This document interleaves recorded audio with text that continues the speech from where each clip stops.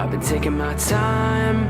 I feel like I'm out of my mind. It feel like my life ain't mine. Who can relate? I've been on the low, I've been taking my time. Hey guys, welcome back to Project Mayday. These are your hosts G and Bree, and today we have someone very unique, someone to change up the pace a little bit from your typical first responders. We have Lisa Bertaccini. She is in the psychology field, 35 plus years of experience, started off on the East Coast, then made her way to the best coast. And without me just going down her resume and hitting bullet points, we want to have her dive into how she started and how she got into the field. So without further ado, Lisa, welcome. Thank you so much. It's great to be talking to you both. Absolutely. So let's just start off. How did you get into the field of psychology? I think I kind of came to it pretty naturally. As a child, I was always very interested in licking my own wounds and also finding out how best to support other people when they were hurt. And so I found myself doing a lot of peer kinds of counseling growing up, both for my family and for friends. And it just seemed like a natural outgrowth of that would be to actually study and see what it is I need to know to really augment my sort of authentic empathic nature. Gotcha. So you did grow up in Freeport, Long Island, correct? I did. Yeah, so what made you come out this way? Well, my husband was a trombonist. He won the audition for principal trombone with the Sacramento Symphony, so we moved on out here. That's great. Yeah. Wow. Yeah. Well, we're going to get started right away. One of the questions that we actually have for you starts off with our first responders. And we've seen that there is a generational career of servitude and being a first responder. And you see this with teaching, you see this with nursing or medical field. So do you think, or what are your thoughts on children idolizing their parents, and do they actually follow in their footsteps?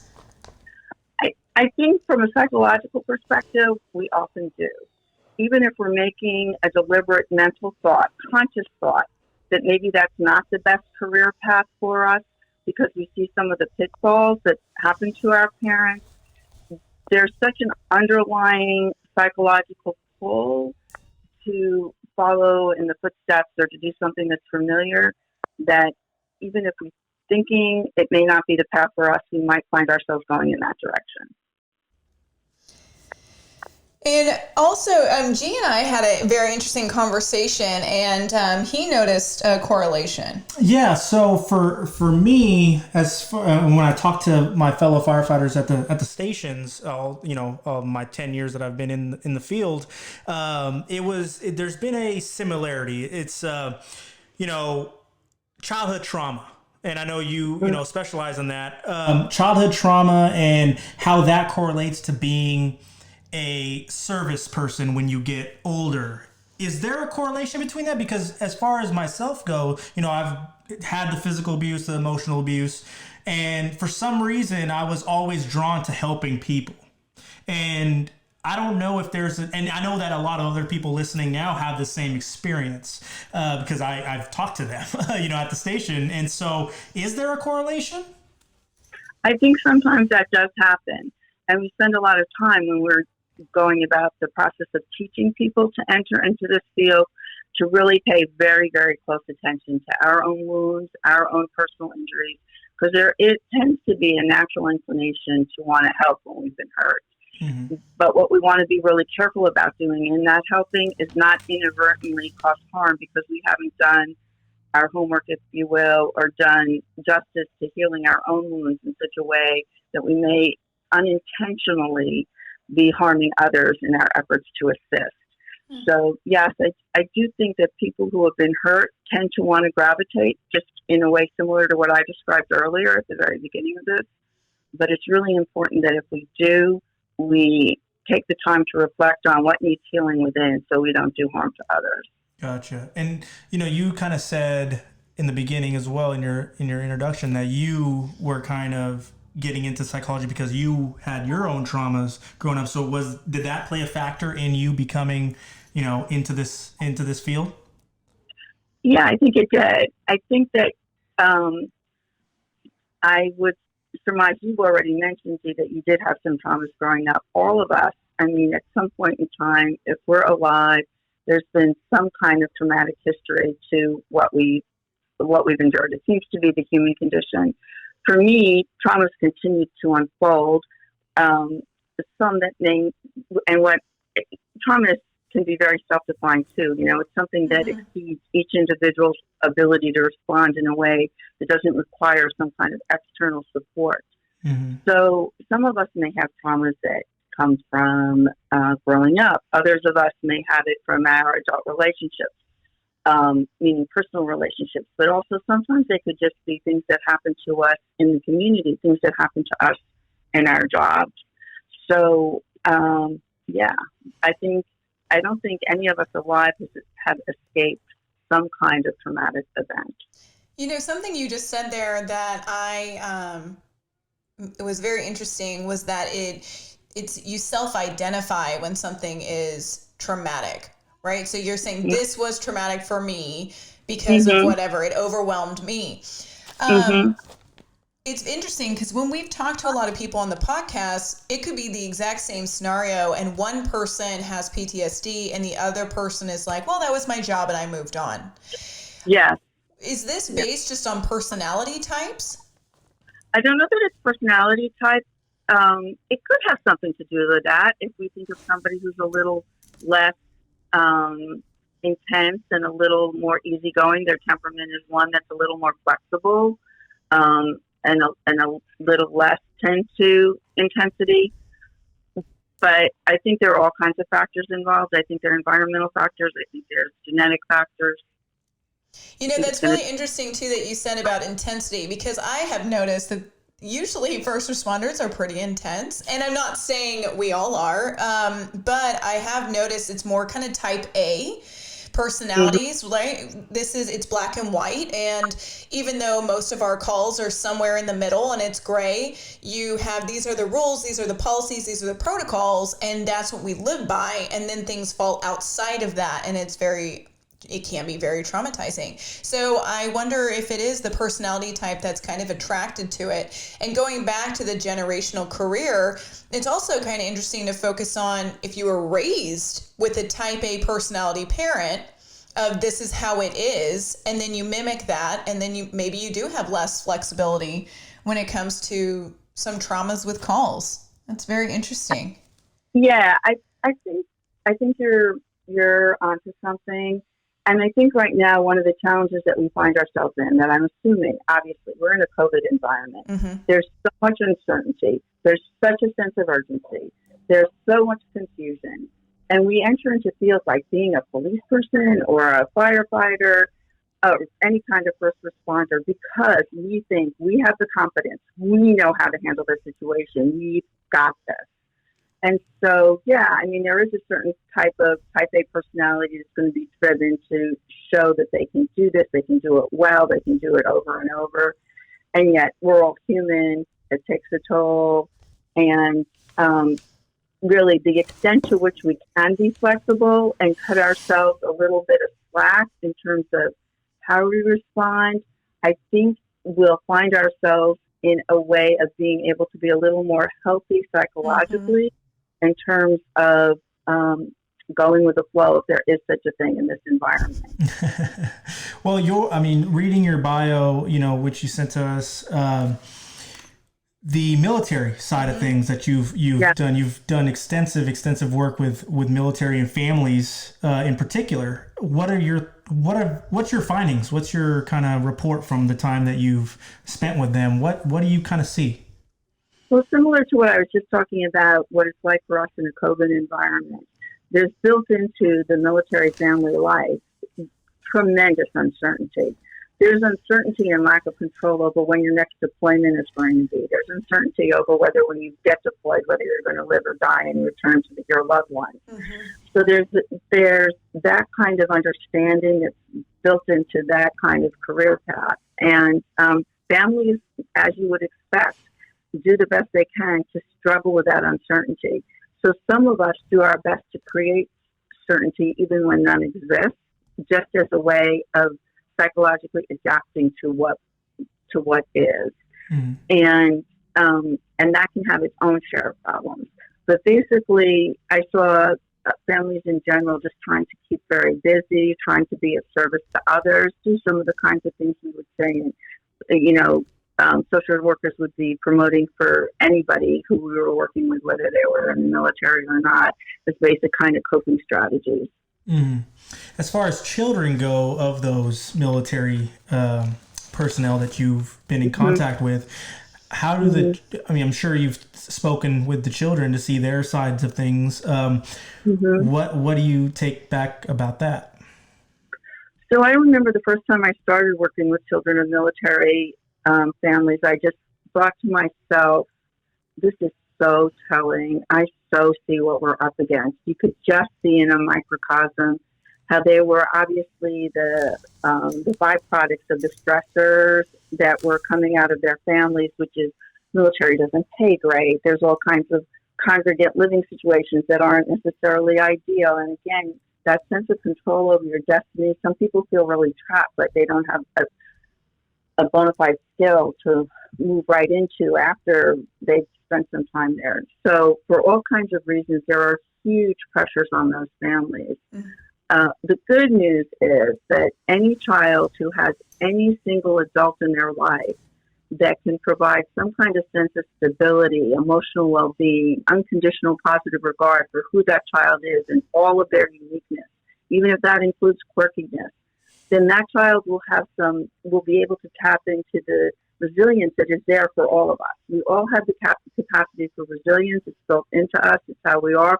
We're hardwired to deal with really challenging times. But as children, what helps us is there is a stabilizing loved ones in our life who just spends time with us, welcomes who we are, and provides that steady emotional support. And that ideally is a parent, but it could be an auntie. It could be the counselor on campus. It could be a neighborhood clergy person or next door neighbor. If there's somebody they can go to where they feel safe and they know that they are both physically and emotionally in an environment that's predictable and caring and free of any harmful activity, they'll be okay. Wow, that's really remarkable. I do have a follow-up question to that. So working with military, we've talked to some great people and some know that they have PTSD. What happens if someone maybe is suffering PTSD from their career or what have you, they don't address it, they're very disconnected or lack empathy? How does that impact the children at home? And this is more for like encouraging, everyone to really look at their mental health. Yeah. So, I think and you realize just by the nature of that question that that environment is going to be tough, both if there's a partner that somebody is interacting with that person and for the child as well. So there are 3 different kinds of parenting styles, and the one we really shoot for is the authoritative. So that's not authoritarian. That's not my way or the highway. Authoritative is really when you have a sense, you're the one who makes the decision, but you listen to input. You're willing to be flexible based on what you're hearing, and you make decisions that are in your child's best interest. Another kind is when the parent is so remote, like you were just describing, so it's a very permissive style, and that also, just like the authoritarian, is problematic because the child is left to their own. And in those situations, if there's not a caring adult to provide the structure that's needed and the boundaries, they're likely to attach to any adult, any peer, whether it's healthy or not, because they're looking for some kind of sense of connection. We're also all hardwired for connection.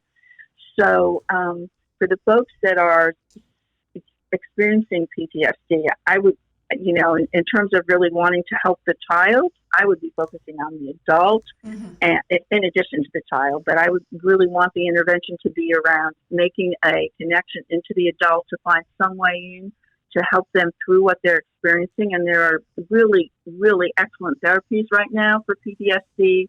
They're often very mind-body related, so not just talk therapy. That can be a good augment, but you really want something like EMDR, eye movement desensitization reprocessing. That actually it needs to be done in clinical settings, but also, believe it or not, you may have heard of this, MDMA or ecstasy has been shown to have really good results for people who have had horrific histories of abuse. So it's these mind-body kinds of interventions that can be really effective. They're finding really good outcomes with neurofeedback. It's an area where you literally have your wires remapped in a way that's far more adaptive than the customary way that we responded over time because of our own defenses and because of what we needed to do to survive initially. But there are some really good treatments out there that we really want to encourage folks to explore and look at taking advantage of to help them. Wow, I never heard of MDMA and ecstasy and all that. Wow, that's Geez, wait, I'm way ahead. That's very good. Wow. Well, we will definitely come back to that. I did want to touch on you saying, the first responder, whether it be, the mom or the dad of the child, has to take care of themselves first. Because Bree will attest to this. She's my kids. I'm doing this for my kids. I'm doing this for my kids. So, what I hear you saying is driving home that you have to get yourself right before you can help your child. I'm so appreciating that you're bringing that up because it is huge. It's the biggest thing. Because I think what some of us may think, Bree, is that the mark of a good parent would be just totally being present and 100% doing whatever is required. And that whole analogy we always use, put the mask on yourself first and then assist the other. It does have, it's overused, but it does have that broad application, right? And I just encourage parents over and over. And I think the first responders and the challenges of the same kind of intensity that's coming day after day, if they can take part of a day or one day and just know what it is to sit, be still, see what it is that's being asked of them in the moment that will feed them to make them feel better, do something they love, have some kind of creative outlet, have some kind of expressive outlet, have some kind of physical activity. What we're finding so often is that what happens is that when we, and I think I talked about this before when we were prepping for this, but we find that in response to stressors, as soon as we are removed from the situation, we think, whew, what a relief. So I got that person into a situation that was safe. I know they're getting help. I'm good. But there was all of this emotion tied up to what it took for you to get that person to safety. And at different points in time, you didn't know if they were going to make it. You didn't know if you were going to have the support to assist them to make it. And so you went through this huge emotional upheaval. And just because that person now is taken care of or that situation is no longer facing you, the emotional effects of what you went through stay with you. And so that's why it's just so important to give yourself this outlet to really let yourself have that feeling go full circle to be expressed, because that's what we know absolutely helps us get back to our equilibrium and be in a place where we can feel not so burnt out. Mm-hmm. And what we found around ways to do that has to do with exercise, has to do with a really good belly laugh, has to do with a good cry. There's actually also this idea of really having a long embrace and not like leaning into the other person like you lose your equilibrium, but really holding on for a while till you literally physically feel that sense of, I got through it, I'm okay. Mm-hmm. So there's an emotional release that way. Yeah. So any of those kinds of things are important to do, but repeat times 20. I mean, how many really upsetting experiences does a first responder have during the course of a day, mm-hmm. let alone a week? And just that overwhelm that has to come up constantly about, is there going to be an end point? Will it get better? To the extent that it's possible to build in that time for yourself is just so important. Yeah. And, being in psychology, I'm sure you've studied sleep and whatnot, or the lack of sleep in our cases. Mm-hmm. So what would you say if I told you that I was working 8 to 10 to 15 days without going home? I was at work.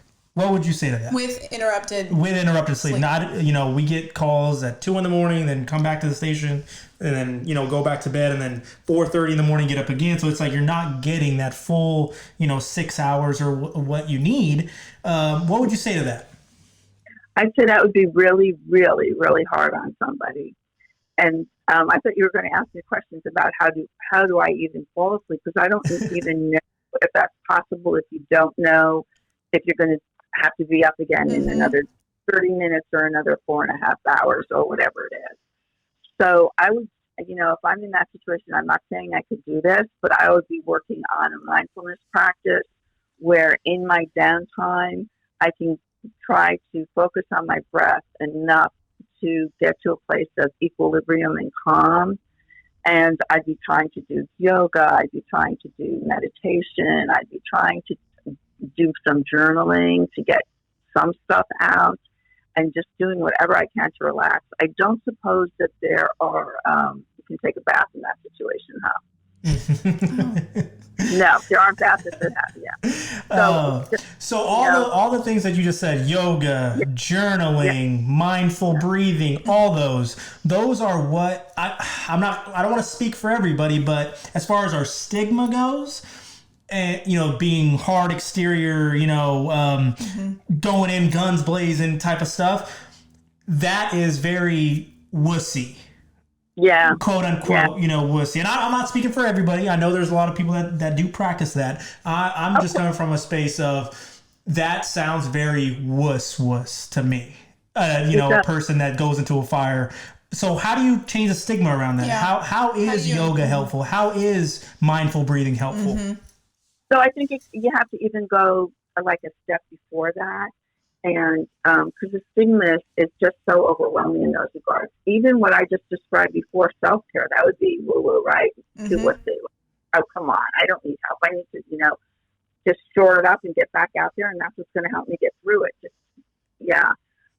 But I think, to the extent we can educate individuals around the reality of life, and I think, I don't mean any offense to you, but there's that concept of toxic masculinity, which is what you're describing.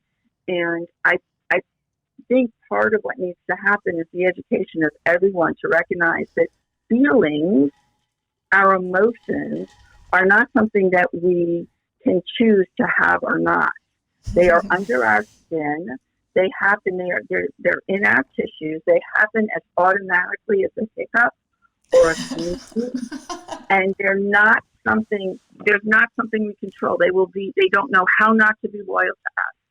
So if a client ever just say, "Well, was it wrong for me to feel angry?" It's like, oh, it's not even like right or wrong. It's truly, and it sounds again cliche to say it just is, but it just is. It's like breathing just is. It's something as human beings that we're wired that way. So the thing to understand is that feelings happen. They just have there's an arc, there's a beginning and end point. We want to be able to release them when they're stressful and tied to the stress, but it's not like they don't exist.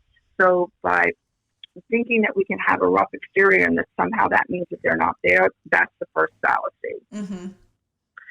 And then the other fallacy is that it doesn't mean that we don't have a responsibility tied to what those feelings are. So in mental health, we also talk about somebody can't make you feel a certain way, no matter how provoked you are, no matter, well, what do you think you knew they wanted me, right? Well, yes, your feeling was loyal to you. And then what do we do that's a healthy expression in response to that? So, also educating those same people around the importance of, by identifying a feeling, being in touch with it, doing a healthy release of it, we're actually going to be in a better position not to explode and not to have those feelings go underground either, which is also a setup for later explosion, because feelings buried alive never die. They're just going to come out. I know, all these little things. I don't think I've heard. Say that again. I don't think I've heard that one. Oh, feelings buried alive never die. Gotcha. So you really want to give expression to in as healthy way as possible, but just to have everybody acknowledge it's not something that anybody. The feeling is going to happen. That can't be controlled. But what we do with it, then that's the sign of a master to really be able to control what's next. I mean, that's what we want to teach all of ourselves, right? Yeah. How to, like, that's what somebody in control is about. Not about pretending it's not there or that we don't have feelings or that, no, it's about, how can we master them in a way that can really be helpful to ourselves and others. Absolutely. I feel like I could talk to you all day. I'm like, this is free therapy for me right now. But kind of coming to the end a little bit of our podcast, how can someone maybe do their own little mental health report card? What would be things people should look for within themselves where they could think, maybe I should reach out, or maybe I just need to take some time for myself for some of these grounding, exercises? What would you say in your profession? Would you say ask yourself these questions or notice these behaviors? What would be alarming? Absolutely. I'm going to get to that, but I just want to say in this current environment, everybody is in need of some kind of regular practice of self-care. Absolutely. Okay? So you pay attention to the basics. You pay attention to, am I eating? Do I have an appetite?